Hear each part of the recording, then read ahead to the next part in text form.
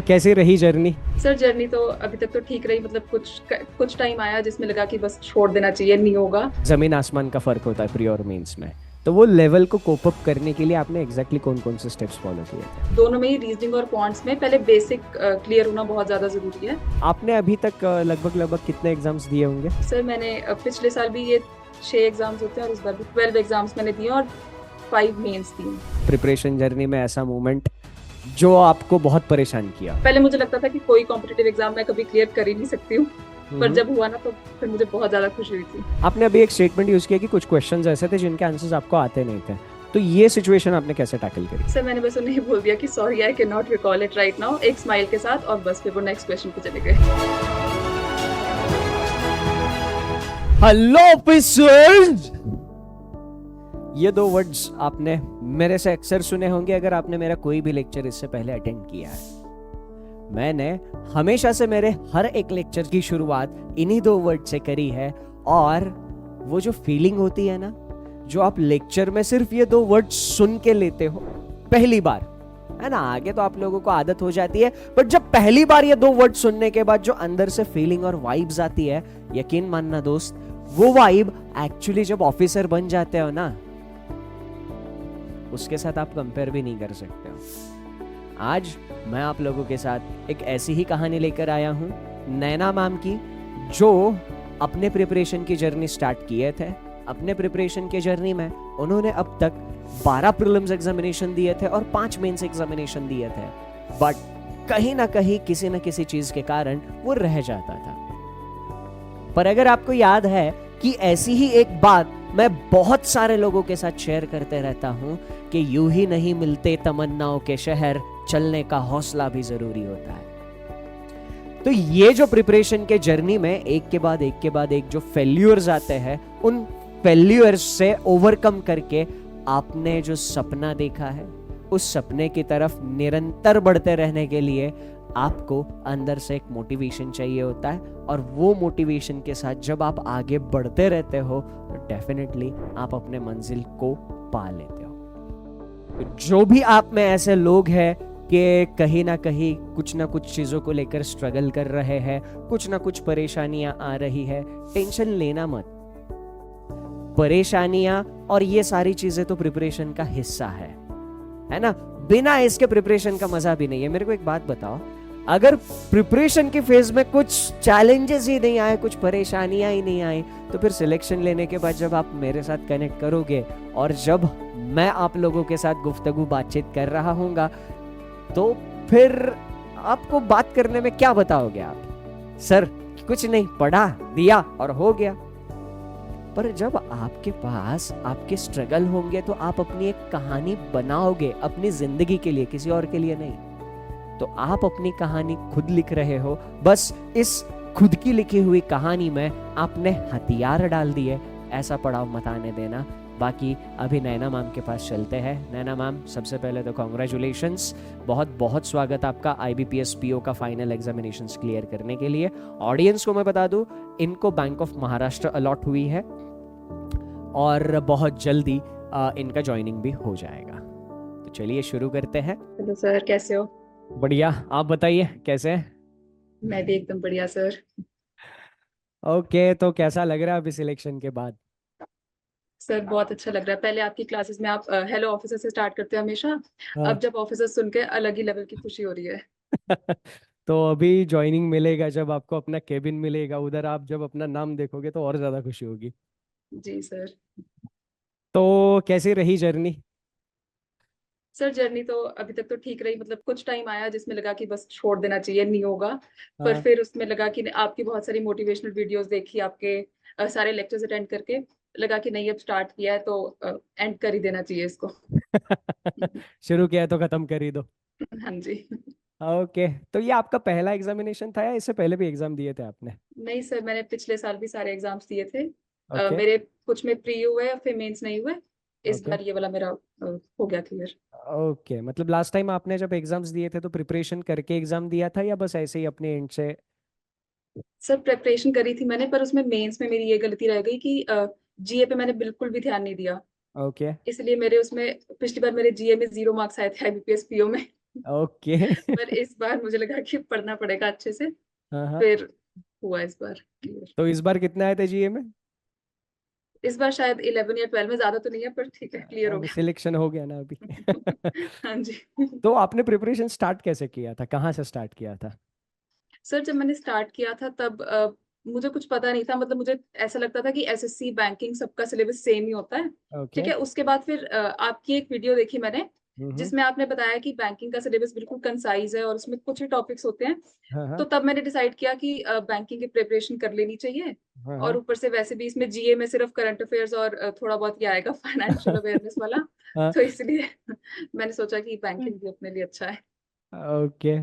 तो आपने अपने प्रिपरेशन की जर्नी यूट्यूब से स्टार्ट करी थी, उसके बाद कोई बैच जी सर। वगैरह फॉलो किया या सिर्फ यूट्यूब से अपने पढ़ाई जी करी है कंप्लीट? सर, मैंने वैसे तो मैंने यूट्यूब से ही किया सारा कुछ। हाँ हाँ। अचीवर्स बैच जो ओरिजिनल वाला आया था पिछले साल, वो मैंने ज्वाइन किया था। ओके। उसमें मैंने आपकी सारी क्लासेस फॉलो की थी। ओके। और सुमित सर की मैंने सिर्फ मेंस वाली फॉलो करी ओके। थी। ओके, बहुत बढ़िया। तो अभी थोड़ा सा इसी बात को लेकर आपसे डिस्कशन करेंगे कि आपने कहा कि लास्ट ईयर भी आपने तैयारी करी थी।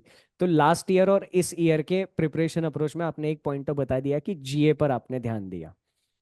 तो सबसे पहले तो ये बताइए कि लास्ट ईयर जब एग्जामिनेशंस क्लियर नहीं हो रहे थे तो कैसा फील आ रहा था, क्या आपके दिमाग में चल रहा था, और आपके जो आसपास लोग हैं उनका क्या रवैया था? सर लकीली आसपास जो फैमिली थी उन्होंने तो बहुत सपोर्ट किया कि कोई बात नहीं, हो जाएगा, इस बार नहीं हो रहा है तो। पर हाँ, हम्म। मुझे खुद को था कि एक तो मैंने मेंस के कोई मॉक टेस्ट नहीं लगाए थे पिछली बार, और हम्म। मैं ऐसी चली गई थी, और जीए भी मैंने प्रिपेयर नहीं किया था बिल्कुल। हम्म। तो इस बार मैंने यही किया कि पहले तो जीए पे अच्छे से फोकस करना है, और सेकेंडली ये कि मेंस के मॉक टेस्ट लगा के जाने हैं। ओके, बहुत बढ़िया। तो मेंस के मॉक टेस्ट आप कैसे लगाते थे, मतलब कुछ आपने ऐसा रखा था कि एक दिन में देना है, 2 दिन, 3 दिन? क्या आपकी सर स्ट्रैटेजी थी मेंस मॉक के लिए? मैंने पहले स्टार्टिंग में तो फुल लेंथ वाले नहीं लगाए थे, मैंने सेक्शनल मॉक्स लगाने स्टार्ट किए थे मेंस के। ओके। उसके बाद ऐसे था कि 2 दिन बाद, हर 2 दिन हम्म। बाद एक रीजनिंग का, और हर 2 दिन बाद फिर क्वांट्स का एक सेक्शनल मॉक लगाती थी। हम्म। जीए के नहीं लगाए मैंने सेक्शनल मॉक कभी भी, वो मैंने फुल लेंथ में ही किया। और ऐसे ही इंग्लिश का भी साथ साथ किया। ओके। तो आप ये जो 4 सब्जेक्ट है, ऐसा आपके साथ हुआ क्या कि इन 4 सब्जेक्ट में से किसी एक सब्जेक्ट के कुछ ज्यादा प्यार आता है, वो ज्यादा अच्छा लगता है, और एक होता है उसके ऊपर और ज्यादा आता है, उसको पढ़ने का मन ही नहीं करता है? तो ऐसा कुछ सीन था आपके प्रिपरेशन के टाइम पे?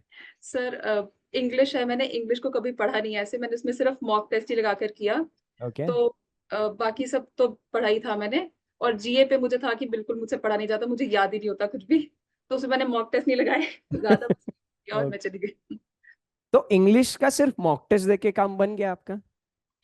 जी सर, इंग्लिश का ऐसे है कि अगर थोड़ा बहुत भी अगर आता है पहले से, तो रूल्स वगैरह वैसे भी याद करने की जरूरत तो होती नहीं है उसमें। हम्म। बस आप मॉक टेस्ट अगर सही से लगाए और उन्हें एनालाइज कर लें सही से, हम्म। तो उसमें हो जाएगा फिर। ये अप्रोच जानने के लिए मैं थोड़ा सा इंटरेस्टेड हूँ, क्योंकि अभी क्या होता है ना, अभी मैं जितने भी स्टूडेंट्स के साथ अभी हाल फिलहाल में इंटरेक्ट कर रहा हूँ, कहीं ना कहीं इंग्लिश ही उनका बहुत बड़ा कंसर्न आता है। तो आपने अभी एक स्टेटमेंट यूज किया कि इंग्लिश में रूल्स याद करने की जरूरत नहीं है। सबसे पहले तो मैं ये जानना चाहूंगा कि आपका इंग्लिश पहले से कैसा था, मतलब ठीक ठीक था, बहुत अच्छा था, या नहीं अच्छा था? सर मेरा इंग्लिश ठीक ठीक था, कोई बहुत ज्यादा अच्छा तो नहीं था, पर बहुत बुरा भी नहीं था। हाँ हाँ। इसलिए फिर मैंने देखा था कि इंग्लिश में रूल्स याद करने की जरूरत नहीं होती, उन्हें अप्लाई कैसे करना है, हमें वो सीखना चाहिए। तो अगर हम वो रीड कर रहे हैं कोई चीज, हम्म। उसी से हमें पता लग जाएगा कि इस तरीके से कोई अगर फ्रेजल वर्ब है वो यहाँ यूज होता है या कैसे होता है। हम्म। तो इसलिए मैंने मॉक टेस्ट पर ही फोकस किया था, मैंने नहीं पढ़ा ऐसे इंग्लिश अलग से। ओके। इंग्लिश में आपने एक चीज कही कि मतलब सिर्फ मॉक टेस्ट लगा और वहां पे चीजें कैसे अप्लाई होती है, रीडिंग ज्यादा काम आती है। तो आपके रीडिंग में कौन कौन सी चीजें आती थी? रीडिंग में सर मैंने सिर्फ हिंदू एडिटोरियल में पहले स्टार्ट किया था, तो एक एक पढ़ती थी मैं स्टार्टिंग में। और जो यूट्यूब पे वीडियोस भी चलती रहती हैं, हम्म। उनसे भी हेल्प हुई मुझे। तो बस वही किया मैंने ज्यादा। ओके, बहुत बढ़िया। तो अभी इसके बाद आते हैं जरा मैथ्स और रीजनिंग पर, जीए के ऊपर सबसे आखिरी में आते हैं। मैथ्स और रीजनिंग की आपकी स्ट्रैटेजी क्या थी? रीजनिंग में आपने प्रीलिम्स के लिए कैसे पढ़ा? प्रीलिम्स के लिए पढ़ने के बाद क्या होता है, मेंस में हम देखते हैं कि जमीन आसमान का फर्क होता है प्री और मेंस में। तो वो लेवल को कोप अप करने के लिए आपने एग्जैक्टली कौन कौन से स्टेप्स फॉलो किए थे? सर पहले तो दोनों में ही, रीजनिंग और क्वांट्स में, पहले बेसिक क्लियर होना बहुत ज्यादा जरूरी है। तो स्टार्टिंग में जब मैंने इनइक्वालिटी या सिलॉजिज्म भी देखती थी, मैं आपकी क्लासेस में देखती थी कि स्टूडेंट्स का इतनी तेजी से आंसर आ रहा है, मैं तो डरी गई थी थोड़ी देर के लिए। फिर मैंने आपकी बेसिक वाली क्लासेस फॉलो की। आपकी अप्रोच बहुत ज्यादा अच्छी, सर आपने बहुत ज्यादा हेल्प किया मुझे, उसके लिए बहुत ज्यादा थैंक यू पहले तो। यू आर मोस्ट ऐसे वेलकम। ही उसके बाद जब मेंस पे शिफ्ट करने के लिए, मैंने पहले एक प्रीवियस ईयर का जो मेमोरी बेस्ड पेपर होता है वो लगाया था। उसमें बिल्कुल मेरे 2 मार्क्स आए थे रीजनिंग में। उसके ओके। बाद मुझे लगा कि अच्छे से प्रैक्टिस करना पड़ेगा, तो मैंने बिना टाइम के पहले पजल को सॉल्व करना स्टार्ट किया। उसके बाद फिर धीरे धीरे करके मैंने टाइमर लगा के और प्रैक्टिस की, उससे टाइम कम। पजल में क्या स्ट्रेटेजी थी आपकी? पजल ने परेशान किया आपको या बन गया आसानी से, मतलब हो गया? सर प्री वालों ने तो इतना परेशान नहीं किया, पर हाँ मेंस में बहुत ज्यादा टाइम लग रहा था। फिर जो आपकी स्ट्रैटेजी होती है कि एक पजल को सॉल्व किया, फिर थोड़े दिनों बाद फिर से उसी को सॉल्व करो, तो मैंने वही वाला अप्लाई किया और फिर उससे टाइम कम हुआ। बहुत बढ़िया। तो ये स्ट्रैटेजी आपको यूजफुल लगी? जी सर, बहुत ज्यादा। ओके। बाकी अभी एक आते हैं क्वांट पर। क्वांट के लिए क्या क्या अप्रोच था आपका? सर सेम यही था कि पहले बेसिक क्लियर करो, उसमें जो भी हाँ। ट्रिक्स होती हैं या शॉर्टकट्स होते हैं वो पहले सीख लो। और ओके। उसके बाद फिर मेन जो डीआई आता है उसमें, उसका रोज 1 या 2 डीआई प्रैक्टिस करने मेंस के। और ऐसे करते करते थोड़े दिनों बाद फिर उसी को दोबारा से प्रैक्टिस करो, उसे टाइम कम। ओके। ओके, बहुत बढ़िया। तो ये मतलब आपने अभी तक लगभग लगभग कितने एग्जाम्स दिए होंगे? सर मैंने पिछले साल भी ये 6 एग्जाम्स होते हैं, और इस बार भी 12 एग्जाम्स मैंने दिए और 5 मेंस दिए। 12 प्रीलिम्स और 5 मेंस। जी सर। तो ये इतने एग्जामिनेशंस में आपने जैसा कहा कि ऐसा लगता था कि छोड़ देते प्रिपरेशन, तो वो कौन सी ऐसी चीज थी जहाँ पे लगता था कि यार नहीं अब बस बहुत हो गया, और वहां से बाउंस बैक करने का क्या राज है? सर इसी साल की बात है जब मेरा आरआरबी पीओ का शायद 2.25 मार्क्स से रहा था प्री, और हम्म। आरआरबी क्लर्क का भी 0.25 से रहा था। तो मुझे लगा था कि यार आरआरबी क्लर्क ही क्लियर नहीं हो रहा है, छोड़ दो, कुछ नहीं होने वाला। पर फिर तो मैंने छोड़ दिया, मेरी बहुत बड़ी गलती थी, मैंने सब पढ़ना छोड़ दिया। उसके 10 दिनों बाद आईबीपीएस क्लर्क का रिजल्ट आया था, और वो हम्म। मेरा क्लियर हो गया था। उस दिन मुझे बहुत रिग्रेट हुआ कि मुझे पढ़ लेना चाहिए था। तो बस उस दिन के बाद मुझे लगा कि नहीं, कर सकती हूँ मैं, हो जाएगा। फिर मैंने प्रॉपर पढ़ना स्टार्ट किया। ओके, बहुत बढ़िया। तो मतलब आपके लिए जो बाउंस बैक मूवमेंट था वो आपका एग्जामिनेशन क्लियर होना, ये बाउंस बैक मूवमेंट था। जी सर। मैं उम्मीद की किरण दिख गई थी आपको कि हाँ अभी यहाँ से आगे हो करेंगे। सकता है। हाँ, जी। बहुत बढ़िया। तो ये आपके ओवरऑल जर्नी में आप, अगर मैं आपसे पूछूं, एक सबसे प्यारी याद पूरी जर्नी में आपकी क्या है? और एक सबसे ऐसी परेशान करने वाली याद, मतलब ऐसा प्रिपरेशन जर्नी में ऐसा मोमेंट जो आपको बहुत परेशान किया? सर परेशान तो यही कि जब मेरे जीए में पिछली बार 0 मार्क्स आए थे, मैंने कहा ये क्या है, कुछ नहीं होने वाला। फिर मैंने कहा कि नहीं, मैं अच्छे से पढ़ूंगी, रेगुलरली मैंने पढ़ना स्टार्ट किया। हाँ एक तो हाँ। ये। और सबसे यादगार मोमेंट यही था सर, जब मेरा पिछले साल जब मेरा पहला आईबीपीएस पीओ का प्री क्लियर हुआ था, वो हाँ सबसे हाँ। ज्यादा यादगार मोमेंट था। पहले मुझे लगता था कि कोई कॉम्पिटेटिव एग्जाम मैं कभी क्लियर कर ही नहीं सकती हूँ, पर हम्म। जब हुआ ना तो फिर मुझे बहुत ज्यादा खुशी हुई थी। अच्छा, वो उस खुशी के चक्कर में मेंस की पढ़ाई के ऊपर कुछ ध्यान हट जाना या ऐसा कुछ हुआ था? सर यही हुआ ना, खुशी के चक्कर में मैंने कुछ पढ़ा ही नहीं पिछली बार, तभी तो 0 मार्क्स आए जीए में। ओके। तो ये आपने दोनों चीजें बता दी। आपके इंटरव्यू के एक्सपीरियंस के बारे में जानते हैं कि इंटरव्यू का एक्सपीरियंस कैसा था? आपने बेसिकली इंटरव्यू के लिए क्या क्या तैयारी करी थी? और वहाँ मतलब इंटरव्यू का जो दिन होता है, वहाँ सुबह इंटरव्यू के लिए तैयार होने से डॉक्यूमेंट वेरिफिकेशन, अंदर जाने के बाद वो इंटरव्यू हॉल में क्या क्या चीज़ें हुई, और पूरी की पूरी आपकी एक्सपीरियंस इंटरव्यू के बारे में कैसे थी? सर पहले तो तैयारी तो मैंने वही बैंकिंग अवेयरनेस जो पढ़ते हैं वो, और करंट अफेयर्स, ये सब पढ़ हम्म। के गई थी मैं, और अपनी सिटी के बारे में, अपने बारे में, वो ये हम्म। सब पूछते हैं। हम्म। तो जब मैं वहां पर गई थी, 1 बजे हम लोगों की एंट्री हो गई थी। उसके बाद 1 बजे से लेकर 5:30 बजे तक ऐसे ही फ्री बैठे रहे हम लोग। 5:30 बजे मेरी डॉक्यूमेंट वेरिफिकेशन हुई, और 6:30 बजे के आसपास मेरा इंटरव्यू का टर्न आई थी। हम्म। और इतनी देर में वहां पे बहुत ज्यादा कुछ होता है ना, महाज्ञानी लोग बैठे होते हैं। वो बोलते रहते हैं, वो बोले जा रहे थे, वो इतने सारे क्वेश्चंस बोल रहे थे, उनको सुन के लग रहा था कि मुझे तो कुछ नहीं आता। हम्म। फिर मैंने कहा छोड़ो इन सबको, साइड में जाके बैठ जाते हैं आराम से।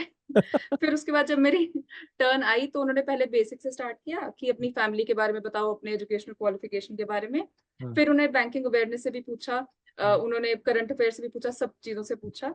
पर उसमें मेन ये था कि ऐसे कुछ क्वेश्चंस थे भी जो मुझे नहीं भी आते थे। मेन उनको पर्सनालिटी हमारी देखनी होती है कि हम कॉन्फिडेंट हैं या नहीं। नॉलेज का ज्यादा नहीं है उसमें रोल। हम्म। आपने अभी एक स्टेटमेंट यूज किया कि कुछ क्वेश्चंस ऐसे थे जिनके आंसर्स आपको आते नहीं थे, तो ये सिचुएशन आपने कैसे टैकल करी? सर मैंने बस उन्हें बोल दिया कि sorry I can not recall it right now, एक स्माइल के साथ, और बस फिर वो नेक्स्ट क्वेश्चन पे चले गए। ओके। ओके। तो अभी इन एग्जामिनेशंस के बाद आपका कोई आगे प्लान है, कोई और एग्जामिनेशंस देने हैं, या फिर अभी बस इसी में आगे करियर करना है जॉब कैब एग्जाम्स के थ्रू? सर अभी तो मैंने एसबीआई पीओ का सोचा है, इस ईयर मैं दूंगी दोबारा ओके। से। और ओके। उसके बाद आगे फिर देखते हैं क्या करना है। बहुत बढ़िया। तो एसबीआई पीओ के लिए अच्छे से तैयारी करिए, है ना? जी एसबीआई सर। पीओ बनने के बाद अपना 10,000 करोड़ का प्लान भी है, जी सर। एग्जीक्यूट भी करना है। जी सर। जी सर जी। बाकी अभी अगर मैं आपसे पूछूं, देखो अभी आप उस मकाम पे पहुंच चुके हो जहां पर अभी लाखों एस्पिरेंट पहुंचने की कोशिश कर रहे हैं। अभी ये जर्नी आपने, मतलब इस जर्नी की हर एक चीज आपने बहुत नजदीक से फेस की है, महसूस की है। तो आप अगर उन एस्पिरेंट्स को एक सजेशन देना चाहोगे कि हाँ, कम समय में आप सिलेक्शन कैसे ले सकते हो, तो वो आपका सजेशन बाकी एस्पिरेंट्स के लिए क्या रहेगा? फिर सबसे पहले तो यही कि जीए हर रोज पढ़ो और उसे साथ के साथ रिविजन रिवाइज करते रहो, वरना जीए में मेरी तरह 0 मार्क्स आ जाएंगे। ठीक है। दूसरा ये कि गिव अप बिल्कुल भी मत करना। हम्म। और अगर कभी भी डीमोटिवेट या डीमोरलाइज होने लगे तो आपकी मोटिवेशन वीडियोस हैं, वो सब यूट्यूब पे अवेलेबल है, वो देख लो। अपने ओके। आप से वापस स्टार्ट कर दोगे preparation. Okay, never give up is the जी बेस्ट सर। स्ट्रैटेजी। ओके। और कुछ आप बोलना चाहेंगे, शेयर करना चाहेंगे, कुछ आपके दिल में है एस्पिरेंट्स के लिए या आपकी जर्नी से रिगार्डिंग आपके बारे में? सर मुझे तो बस आपको थैंक यू बोलना है। जब मैंने स्टार्टिंग में देखा था ना इनइक्वालिटी, हाँ। बच्चे 5-5 सेकंड में आंसर कर रहे थे, मुझे 1 से 2 मिनट लगते थे एक क्वेश्चन सॉल्व करने में। आपसे हाँ। पढ़ने के बाद कोडेड इनइक्वालिटी भी 30 सेकंड या 1 मिनट के अंदर अंदर होने लग गई। क्या बस मुझे तो बात है! आप ही को थैंक यू बोलना है। You are most welcome. Thank अभी यू। आपकी ज्वाइनिंग कौन से बैंक में हुई? Bank of Maharashtra. Bank of Maharashtra. और लोकेशन क्या है? अभी लोकेशन नहीं आई। अच्छा, लोकेशन नहीं आई, कोई इशू नहीं है। आप कहाँ से हो वैसे? मैं चंडीगढ़ से सर। अच्छा, चंडीगढ़ से हो। ओके, बहुत बढ़िया। तो बहुत अच्छा लगा आपके साथ बात करके, और आपके मुझे भी। इस साल का एसबीआई का जो जर्नी है, ऑल द बेस्ट उसके लिए। बस थैंक बैंक यू में सर। जाने के बाद, बैंक में घुसने से पहले जितनी भी चीज़ें परेशान कर रही है सिलेबस में, उसको ख़त्म कर लेना, क्योंकि बैंक में जी घुसने सर। के बाद टाइम की थोड़ी सी दिक्कत टाइम चलेगी, नहीं मिलेगा। जी है सर ना? जी। तो बस बहुत ऑल द बेस्ट आपकी जर्नी के लिए। Thank you sir. And thank you.